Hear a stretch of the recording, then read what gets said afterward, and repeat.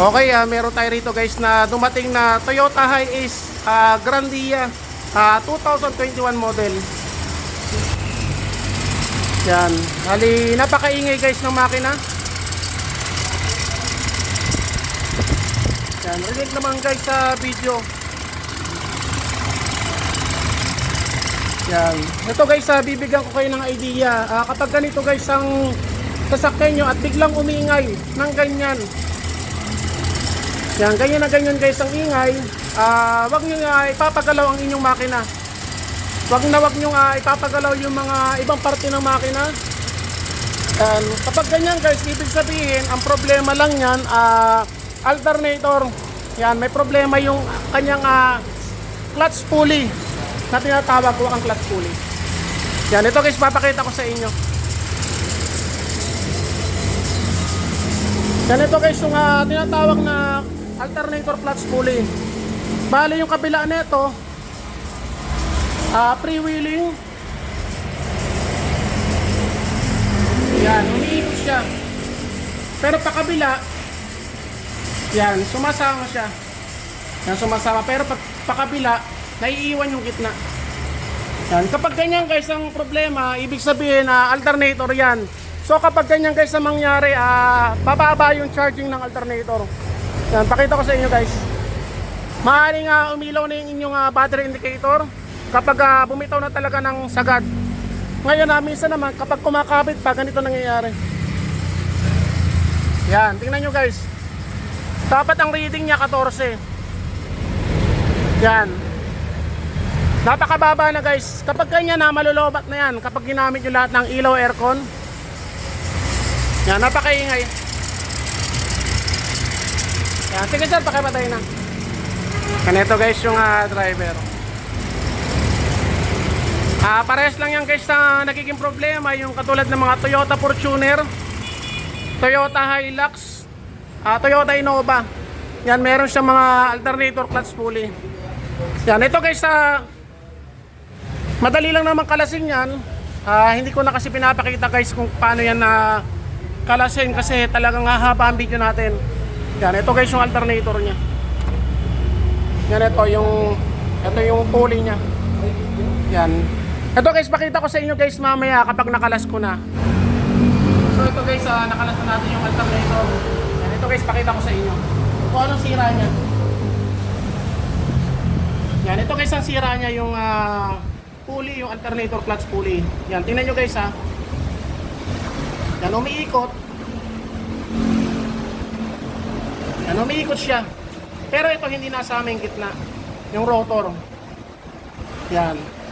Tapos kabila. Yan, kumbaga kabilaan na siya kaya umiingay ng ganong kaingay ang makina.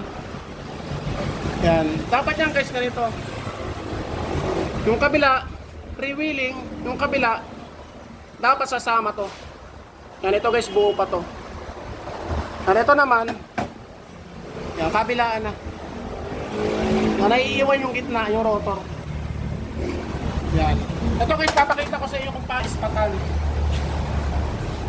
Yan, meron tayong impact drive. Ganito lang guys magtanggal yan.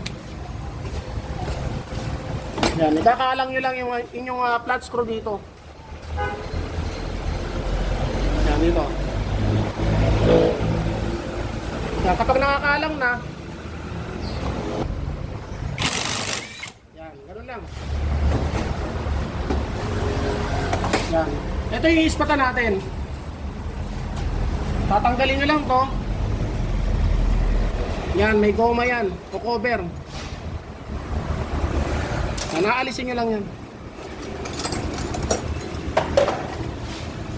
Yan, ito guys yung ano niya, bulitas. Yan yung bumibigay sa loob, yung bulitas niya. Ngayon ang gagawin nyo, kailangan yung ito, yung gitna na to, kailangan mapakapit nyo yan dito para magsama sila. Yan, ito. Ang gagawin nyo, 4 na spot. Kumbaga 4 na full weld ang gagawin nyo. Kailangan full weld guys. Hinang na hinang. Dito,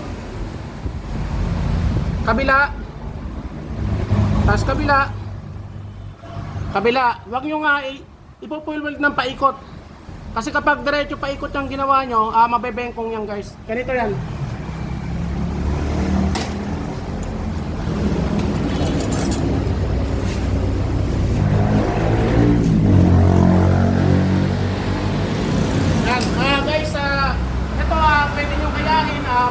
Hindi. Ito kasi guys, malaki ang matitipid na may-ari nito.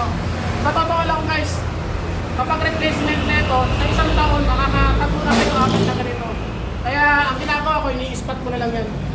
Kaya magsilabasan ng mga basher natin. Hawak. Hello ba, sir?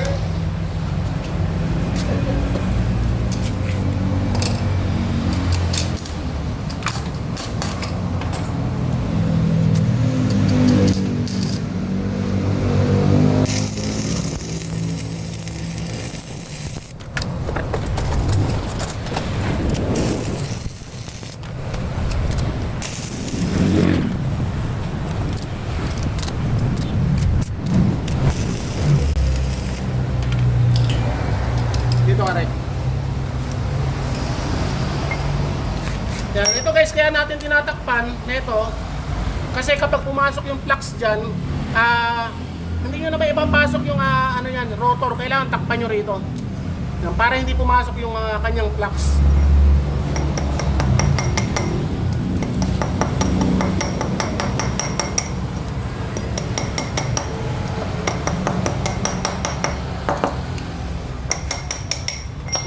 Dahil nakalalabasan yan guys. Yan, kumbaga nakapix na siya.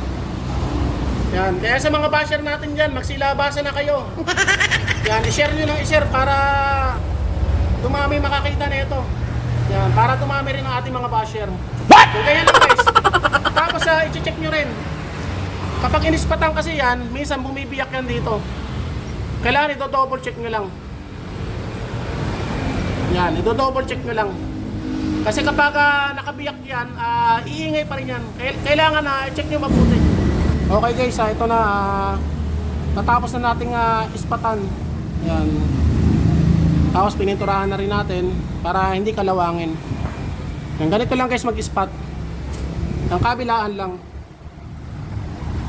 Yan, huwag nyo ipo-full weld paikot kasi bebengkong yan. Kailangan ispat lang dito. Dito. Dito. Dito, yan. Tapos kailangan guys yung tatakpan nyo rito. Kasi kapag pumasok yung flux doon sa may thread, hindi nyo na may ipapasok yan sa may dito. Yan, mahirapan na kayo magpasok niyan kasi kakainin na ng ng thread. Yan, ito guys, okay na. Tapos pinturahan nyo rin para hindi kalawangin. Tapos guys, kapag gagawa kayo nito, kapag gano'n na, kumbaga hindi siya umikot na maayos, kailangan linisin nyo yung rotor. Yung sa may rotor dito. Yan yung ganito, lilinisan nyo kasi nangingitim yan guys. Hindi rin kakarga na maayos yan. Kailangan liyahin nyo na maigi. Tapos check nyo rin yung carbon kung maiksi na. Katulad nito, maiksi na yung carbon nya. Pinalitan na namin ng kasama yung carbon holder. Assembly na guys. Yan, para isang gawaan na lang. Ngayon guys, kakabit na natin. Ganito lang guys. Kakalangan nyo rin dito. Yan, ang kalang nyo naman guys sa kabila. Yan. Tapos clockwise ang sikip nyan. Yan, ganun lang guys. Assembly. Yan, tapos titingnan nyo guys, ito katulad nito. Yan, hindi siya bengkong. Yan. Kasi kapag inispatan nyo ng paikot, mabebengkong yan. Yan, masisira yung mga belt nyo. Okay, ito guys, naikabit na natin yung alternator. Yan, yung may kulay silver na pintura. Yan ito. Yan, ngayon start na natin. Ganito guys, kapag gagawa kayo ng alternator, kailangan tatanggalin nyo yung negative terminal. Yan, negative, wag positive. Yan, in case man na dumikit yung may dumikit na lyabe sa main line ng alternator, hindi puputok yung fusible link, yung kanyang fusible link. Yan, on natin. Ito yung battery indicator. Kailangan guys mamatay yan. Yan, tingnan natin guys kung iingay pa. Okay. Ito yung reading ng alternator na kanina mababa ang reading. Yan, 14 na siya. Napakaganda ng kumarga. Tapos yung ingay niya ng makina,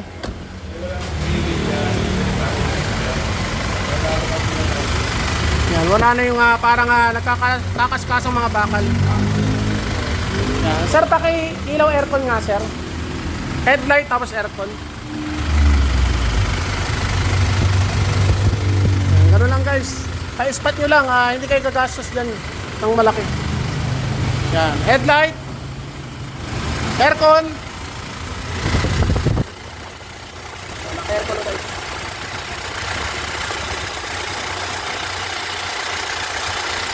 Yan. Wala nang ingay yung kanyang makina. Sige sir, pakapatay na lahat.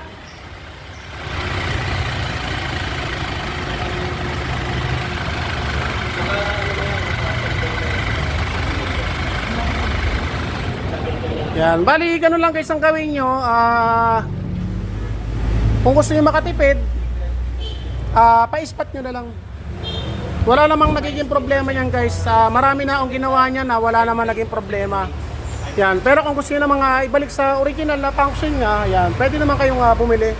Yan, kaya lang ang problema lang yan minsan guys, kapag replacement ang mabili nyo, sa isang taon makakatatlong alternator pulley kayo. Yan, bali ito guys yung driver. Sir, baka may babatiin ka sir. Shoutout ka. Shoutout sa mga Sanjay, Blue. Yan, sir. Okay dito na kayo magpagawa. Dito. Sir, okay ba sir? Wala nang ingay. Wala na, may tahimik na. Yan, bali yan sila sir. Bali, sir ano kayo? Driver kayo nito? Yan, sir. Sir, maraming salamat po sa tiwala. Yan, ganun lang guys, gayahin nyo lang yung video ko. Kahit nasa bahay kayo guys, magagawa nyo na maayos ang sasakyan nyo. Okay guys, Gian Paladin channel at Gian Paladin Auto Electrical Shop. Thank you.